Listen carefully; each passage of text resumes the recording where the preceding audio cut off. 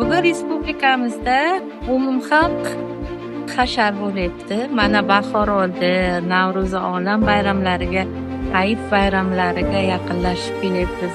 Shunday ekan, mana shunday bahorimizni go'zal faslida har bitta inson uylarini, ishlaydigan maskanlarini mana shunday gulzorlarga aylantirish kerak, tozalash ishlari olib borish kerak. Chunki tozalik bor joyda hamisha baraka bo'ladi.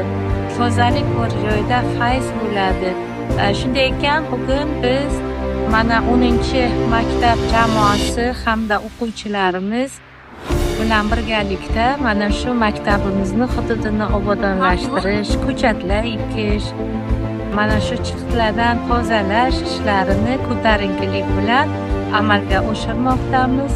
O'ylaymizki, mana shunday ishlar o'quvchilarimizga ham namuna bo'lib, o'z uylarini, maskanlarini toza tutishga harakat qilish.